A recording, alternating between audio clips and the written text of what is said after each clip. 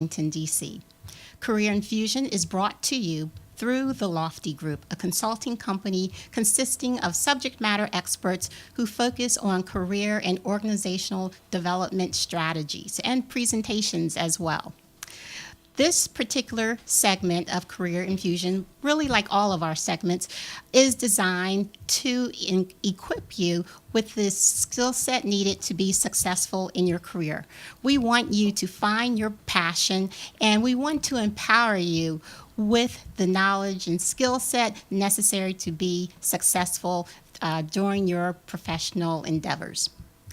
I am very, very delighted to introduce our guest for today, Kathleen Moore. Kathleen has more than 30 years of experience in marketing, public relations, and communications in the government, trade, association, and small business arena. She is the CEO and Chief Creative Mind of BrewtonMos, LLC, which is a strategic marketing firm based in Largo. If you could change to our slide real quickly. Kathleen has international communications experience. It should be the ad slide. Kathleen has international communications experience, having worked in Botswana, Venezuela, Cuba, and Mexico. A native of Savannah, Georgia, she has a Bachelor of Arts from Cleveland University in Ohio and completed graduate studies from the Johns Hopkins School of Advanced International Studies in Washington, D.C. Welcome, Kathleen. Good afternoon, Tracy. Thank you so much for the invitation, and I am very pleased to be here with you and your listeners today, this afternoon. I think your topic of going from employee to entrepreneur is an excellent topic. It is one, as you know, there are thousands and thousands of new businesses started every day, and many folk don't have the insight that they should have in terms of launching their new endeavors. So it's a great opportunity to share what I know about beginning a business. I've been in business now for 10 years, and it is quite an undertaking. It is quite rewarding, but it is challenging as well. And so having some insight on some pitfalls to avoid, having insight on how to position yourself in the marketplace, and particularly how to determine if you're ready to be a business owner, because that's really the first step. That is the first step. And so Career Infusion really wanted to bring you this presentation focusing on going from an employee to an entrepreneur because it is so timely. We have a lot of people right now who are interested in starting their own businesses. And most very interestingly, I know last week I had several of my friends who were telling me that they were interested in starting their business, and others have actually just recently started a business. So Kathleen, can you give our listeners an idea of what it really takes to prepare to start a business? Well, it takes a lot. And of course, our whole mission with BrewtonMos is to really focus on strategy. And so whenever I talk to clients or potential clients about their business endeavors, I always encourage them to focus on strategy. And so what we're going to talk about today is, quite frankly, in that vein. We're going to start with talking about, well, can I afford to start a business? That's really the question that you need to ask yourself. Can I afford to start a business? And there are some hard questions that you should ask yourself when you analyze this whole endeavor. We can go to the next slide, please. Well, first thing I would do was I always encourage folk to really think about this is a leap of faith that you're taking. And before you take that leap of faith, you really want to ask yourself some hard questions, particularly in terms of financial preparedness. Do you have the ability financially to manage and keep yourself going while you build your business? Next slide, please. And that's really the key, because anyone knows that when you're starting your business, you're not going to start out the gate making millions of dollars. So you have to understand and know, how am I going to sustain myself? If you are, if you have a family, how am I going to sustain my family? So these are some of the hard questions that you're going to have to ask. The first thing I tell folks is, ask yourself, how can I continue to generate income as I begin to build my business? As I said before, you may not be able to start generating income with your business right away. So what's your plan? Because you still have a mortgage, and if you're married with a family, you still have children. You still have college tuitions or private school tuitions. You still have to maintain yourself and your family. So think through how you're going to do that. So you may not want to start out full-time right away. It may be that you really need to build up your clientele and continue to have your full-time job, and possibly do your new business on a part-time type of basis. And again, you're thinking strategically, and that is definitely a good strategy to take. One of the things that I always encourage folk is, a lot of times people say, well, I have savings, I have investment, I have my retirement. My recommendation is that you do not touch that. You hold off on touching any of your savings as long as you can, because you're going to need that cushion. If we can go to the next slide, please. And I know that we have romanticized this whole idea of being an entrepreneur. And it is very fascinating, it's very nice, but you really need to think very smart, be smart about it. So as I mentioned, these are some of the important questions that you have to ask. If you have a family, keep in mind, okay, are there any major milestones that my family is going to go through in the next 3 to 5 years? Because starting a company, if you can last 3 to 5 years, you've really, you've done very well. You've done better than most. But in that time period, do you have kids that are in college or going to college? If you're married, are you and your spouse thinking about having a child? These are expenses. And you have to think about, how are we going to manage this? Because life goes on. And that is one of the key things to remember. Your life doesn't stop because you started a business. Right. And I actually launched my business while my son was in college. And so he's a freshman now in college, but I did most of the developmental work while he was finishing high school, but I held off on launching it just because I knew that it was going to be a huge commitment, and I wasn't prepared when he was going through the whole thing of looking for colleges to attend. I wasn't prepared to launch it then, so I held off until I was much more prepared to do so. Exactly. And let's take a look at the next slide, because we're going to ask a couple of other important questions. You mentioned earlier, Tracy, what about maintaining my job while I start my business? And that is definitely a good strategy. It's a good way of getting your business launched. What you should think about, though, is, how is this going to impact my family life? Because you're going to be working around the clock. So you have to think about, and I'm not saying it's a bad idea, it is a very feasible idea, but just make your family understand what this is going to mean about your family life. How is it going to impact your job performance, which is very key. How does it impact your family life, and how is it going to impact your own mental and physical well-being, which is key.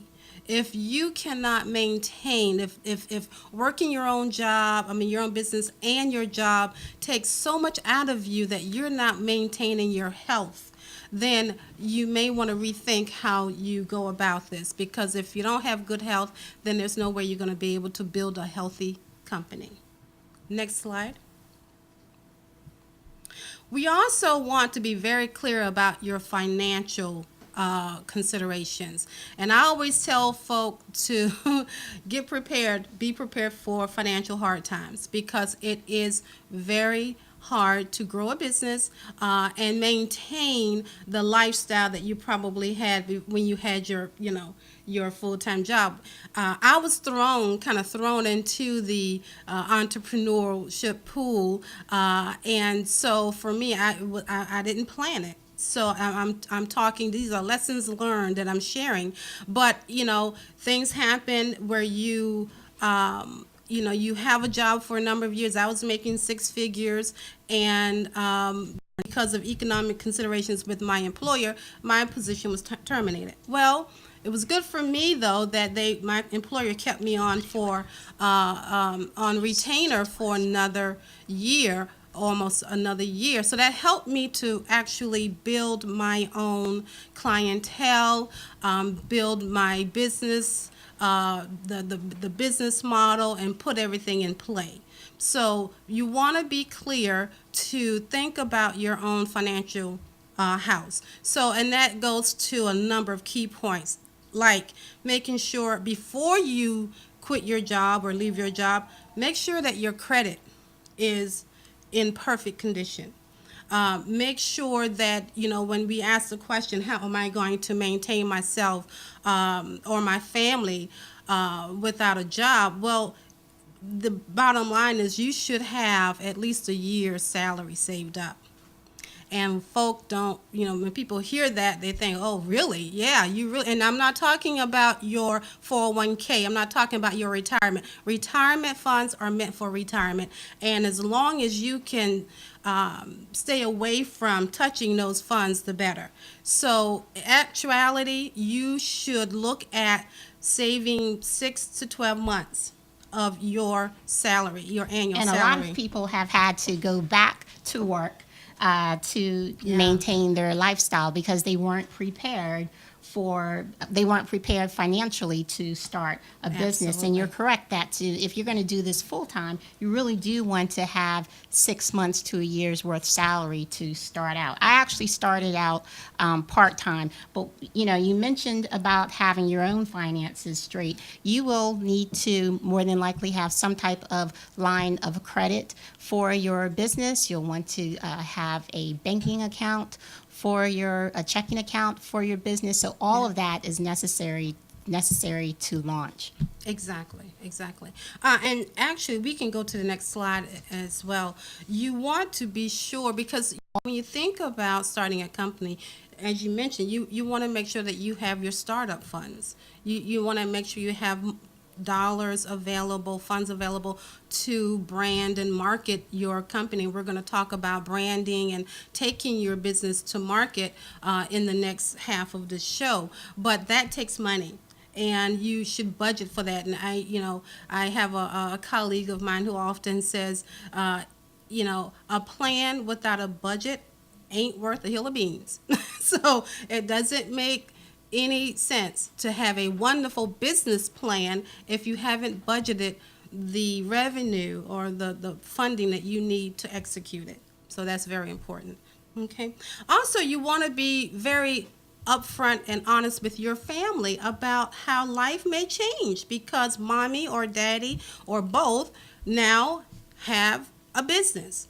And so that's very important. You have to make them understand that we're going to cut our spending. Okay, we're launching our business. We are looking at the long term of our family's economic status. So we want to make sure that we can do this. We can fund it.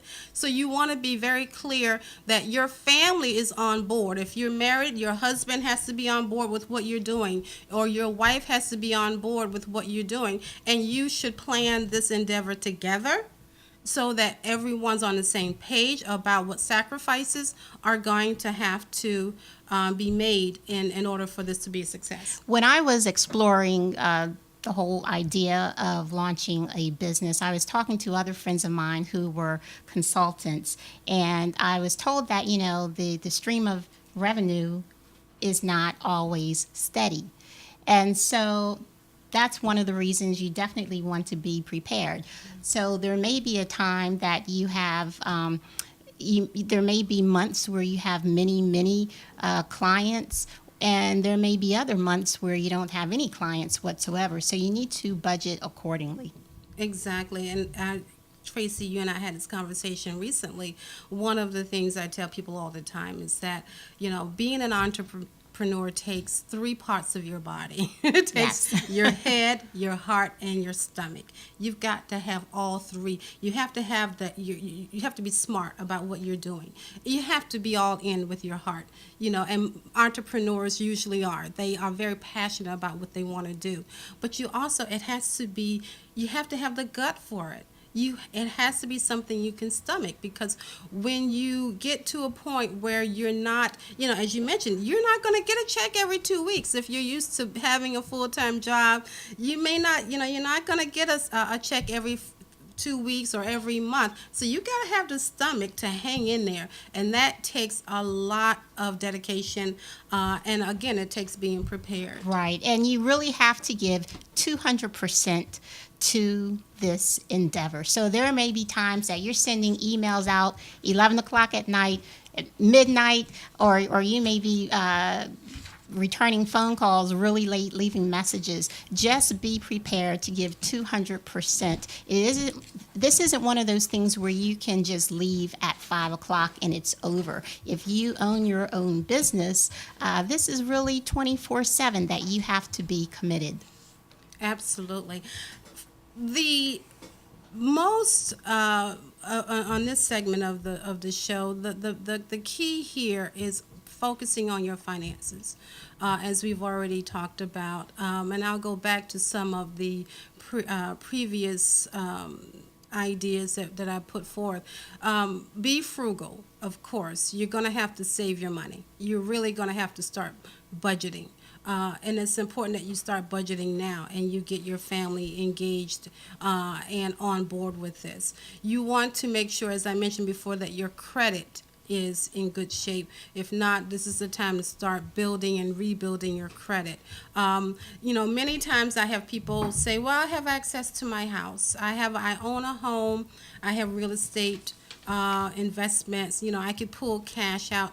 Again, I would highly you recommend that you not do that. I think your plan should not be based on your leveraging your living arrangements, your property, because businesses grow and businesses fail. And so you do not want to put your personal and your family's personal living conditions in jeopardy. So, but you want to there are many other things you can do. Pay off your bills, so that gives you more cash flow. Make sure that you are getting out of high interest credit cards, so that you can benefit from lower interest cards. Make a huge difference. I was talking to a banker once about how do you build savings and financial education for young people and for adults. And one of the comments he made was, people are often thinking about saving, which is great, but he says the easiest thing to do to save money is to pay off your bills.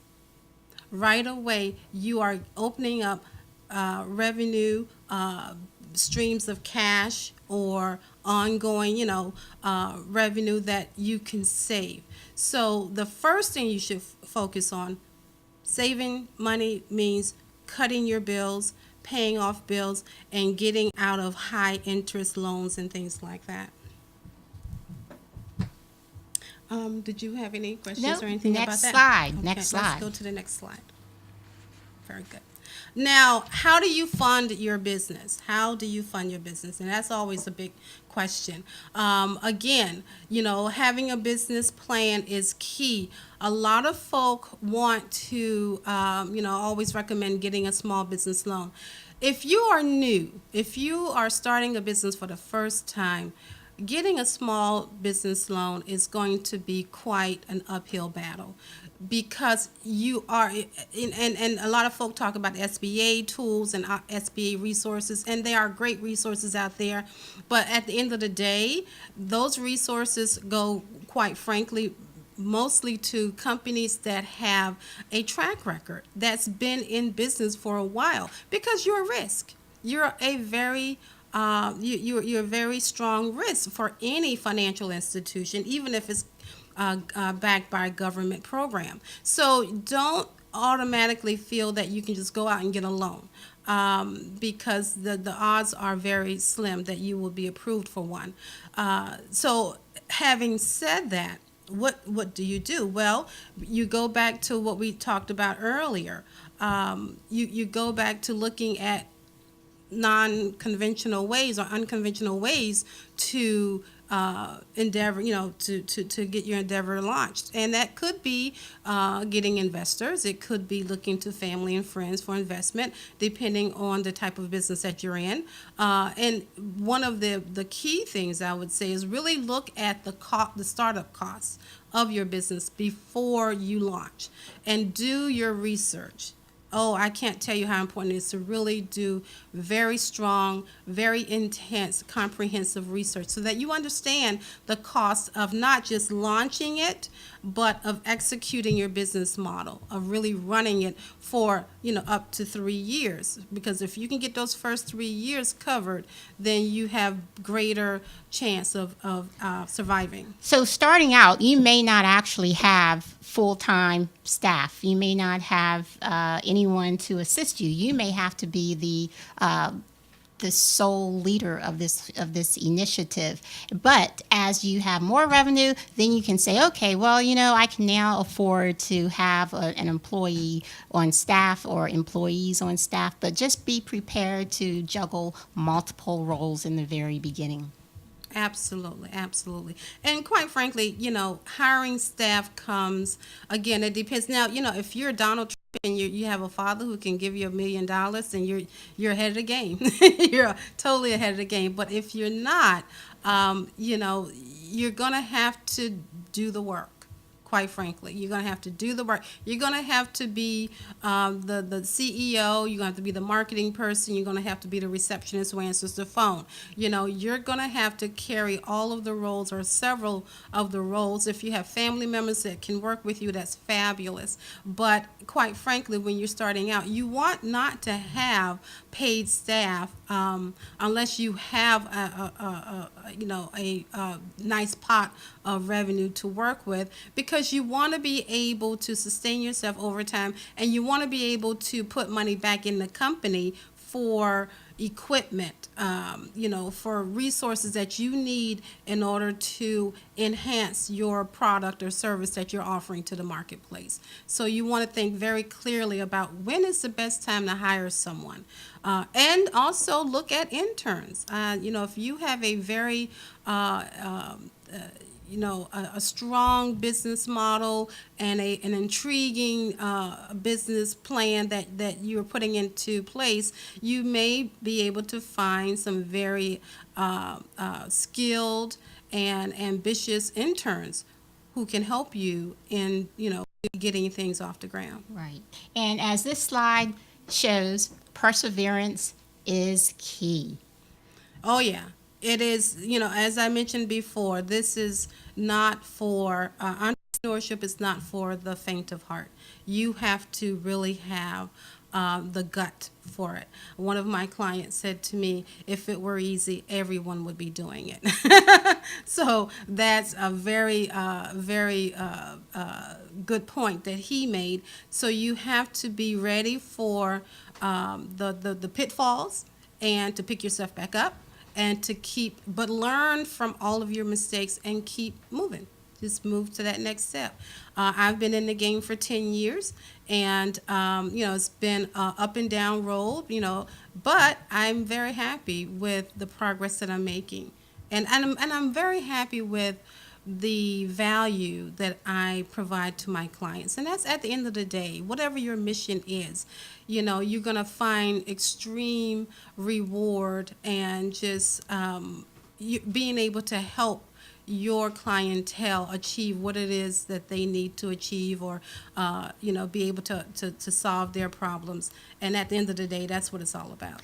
And I have known Kathleen for many years now, and I can recall when her business idea, it was just an idea. It was just a concept. And to now see her business flourishing, and she has staff and an office, and it's full time. And I am just really thrilled and glad that she could be a part of our show today. So the second half of our show will focus on the marketing aspect of it. And we are going to take about a 2-minute break, and we will be right back.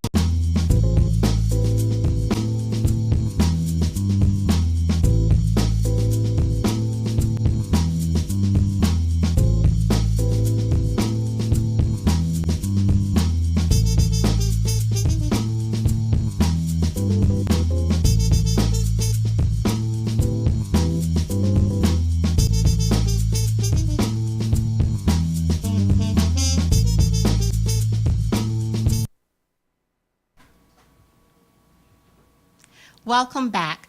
The second half of our show focuses on bringing your business to market. And again, we are joined by the amazing and talented Kathleen Moore, CEO and Chief Creative Mind of BrewtonMos LLC. Great, thank you so much. Well, when we talk about bringing your business to market, it entails a lot. And it is very important that you focus on, you have a strategy, and that you stage your launch very, very carefully.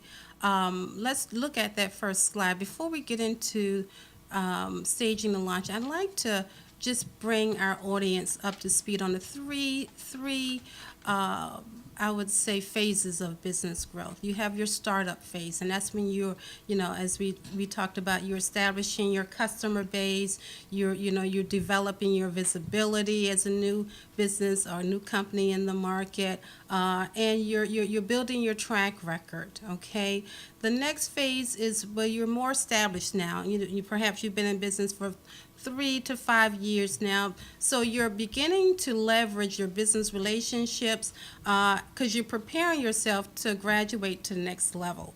This is where you're expanding your customer base, and you are beginning to look at how to better align your products and services in the marketplace. And it's very important to keep in mind that the marketplace is very dynamic. It's always changing, and your customer base changes as well in terms of their needs and their wants. So you want to make sure that you stay in tune with what's going on in the market, and so that you can adjust and realign your business as necessary. And of course, there's a growth phase, and this is businesses that's been in existence for 5 to 10 years, and in these cases, again, they're kind of reassessing their business operations. They're taking it to a new level. Many times I have customers that have been in business for 10, 8, 9, 10 years, and they come to me because they want to rebrand. They're kind of rethinking things in terms of their products and services. They're looking at getting into new markets, looking at new demographics, new customer bases in order to grow. And it's very important to understand that your business is a living thing, quite frankly. It is always, it's about growth. And growth means change. Growth means looking at where you are and reassessing and realigning yourself so that you can continue to be competitive. So those are the three basic growth phases. We're going to focus on the startup for this audience. And most people have not taken a business course. So I'm really glad that you are educating our viewers on this with the 3 different phases. So like I said, most of our viewers haven't, or listeners haven't taken a business course, but there will be phases that you go through. So thank you for sharing that slide with us. You're welcome. The next slide, we're going to focus on the startup phase. And it is at this point where you are going to really define your corporate brand. And one of the things, when I talk about brand, many times folk right away they think about their logo. And that's great. I mean, and that's as part of your brand. But that's it's the graphical representation, if you will, the symbol associated with your company, which is very important.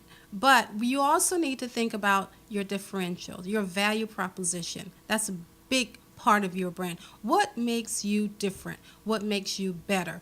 Why should someone buy from you as opposed to your competitor? That is the core of a strong brand. That would be the brand statement.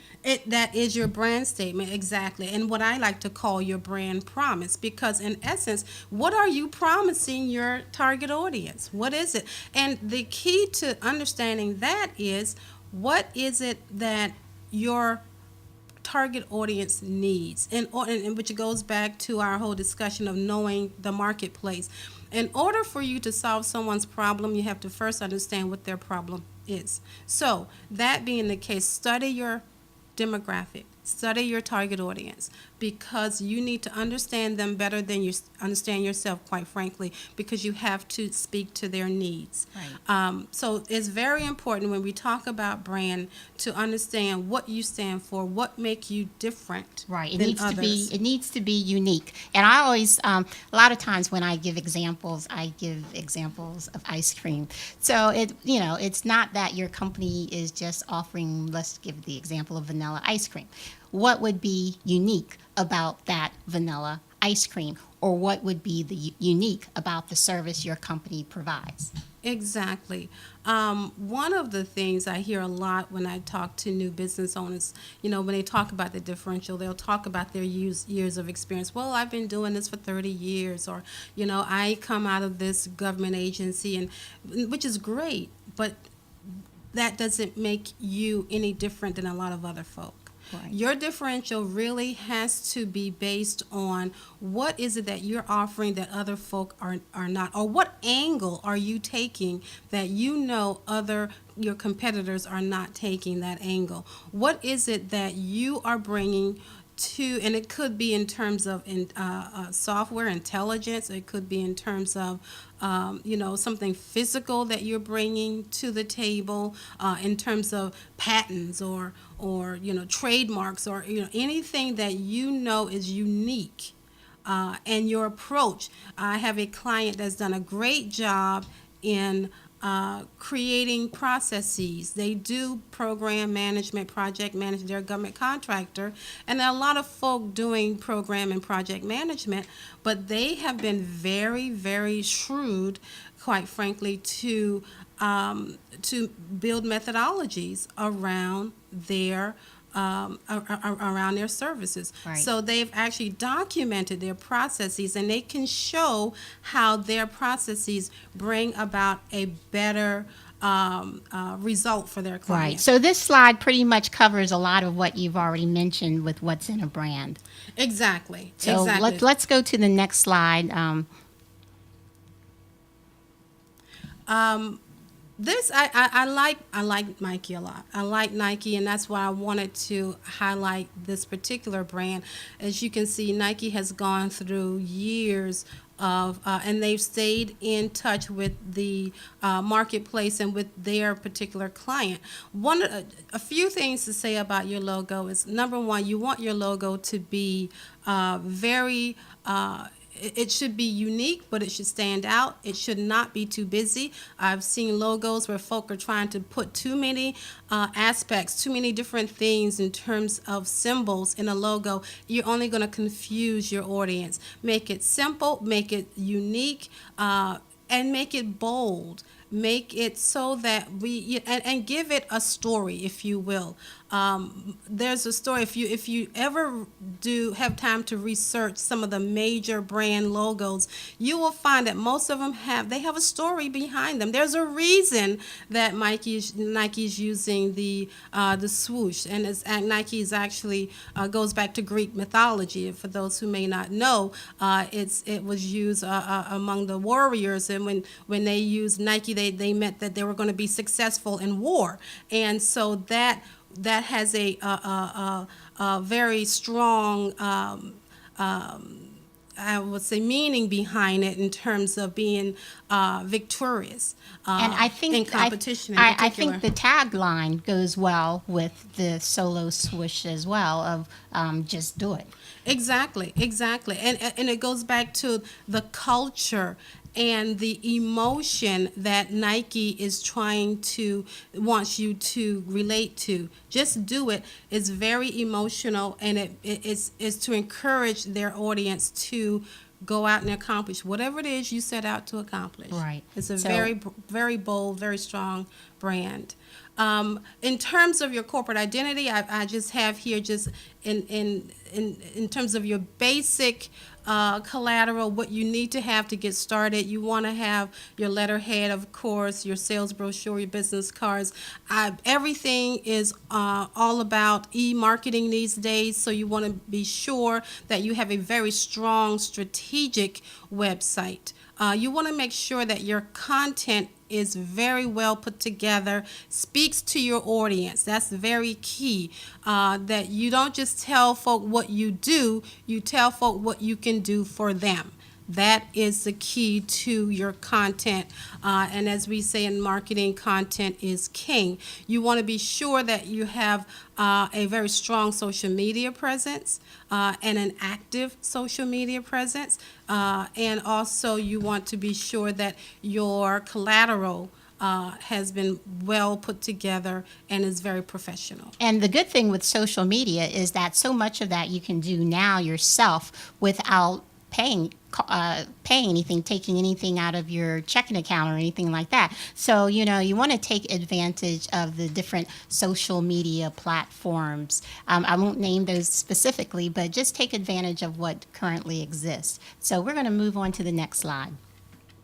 And we'll close just a little bit about talking about marketing strategies. At the end of the day, the thing you need to do, particularly when you're starting out, you don't have a big marketing budget, so you should look at creative ways to get your brand out there. And one of the things I love most, and we do it all the time in our company, is we host events.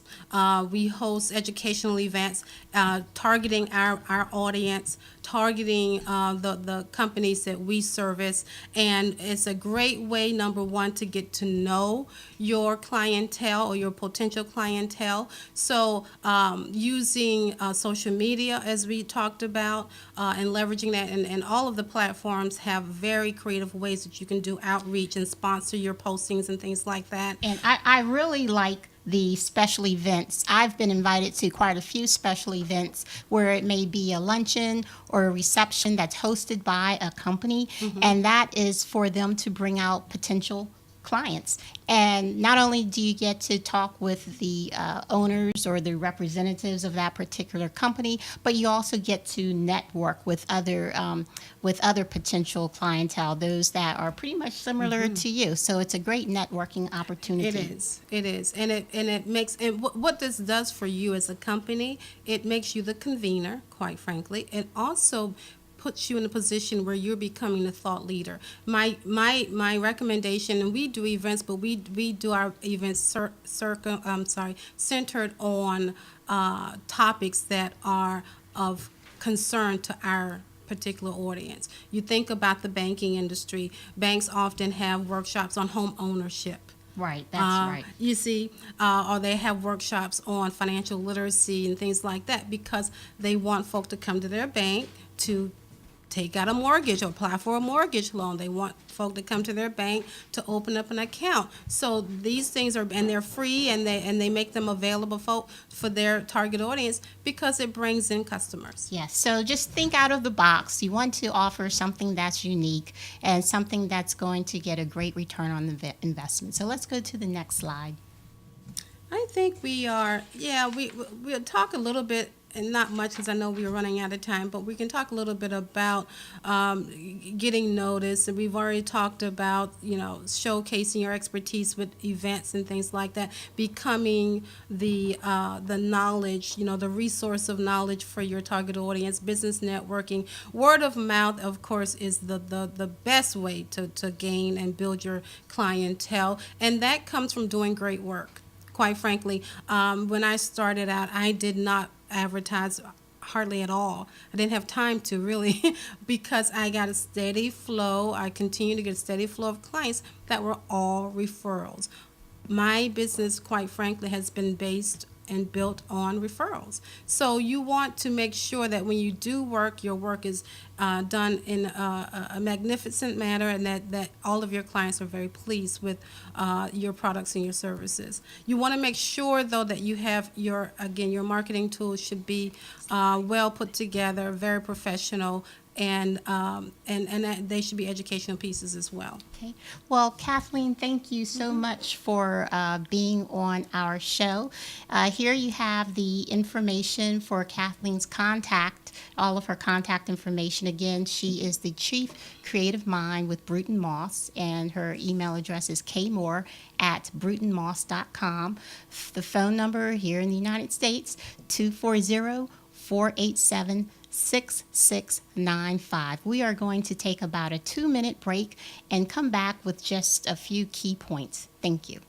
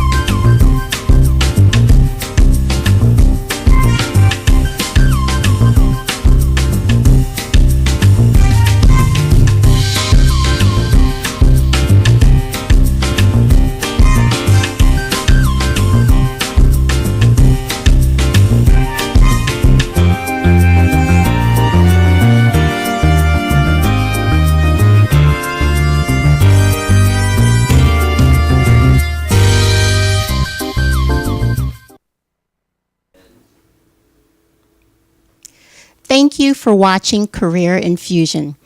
I hope that today you have really learned about how to launch a business and how to market your business. Again, Career Infusion really focuses on helping you to find your passion and empowering you to pursue your professional goals. Now, today's show was presented by Kathleen Moore. Again, she's the CEO and Chief Creative Mind for BrewtonMos.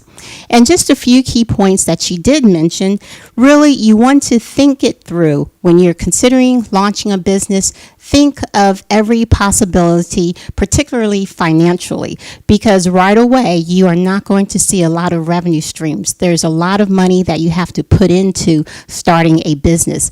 And you may decide that you want to start part-time before you launch full-time. So that would mean that you are still working your full-time job if you have a full-time job while also launching your business. So be prepared to work long hours. This is a 24/7 initiative when you are running your business.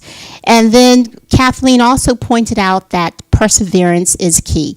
So there will be times that it is very challenging to continue with your business. There may be times when, let's say in 1 month, you have 10 clients, and there could be 2 or 3 months where you don't have any clients. But again, just persevere.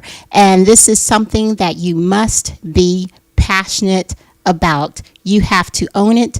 You have to make it happen if it's to be successful. Now, Career Infusion is brought to you through the Lofty Group. We offer strategic planning workshops for your career and for organizational leadership.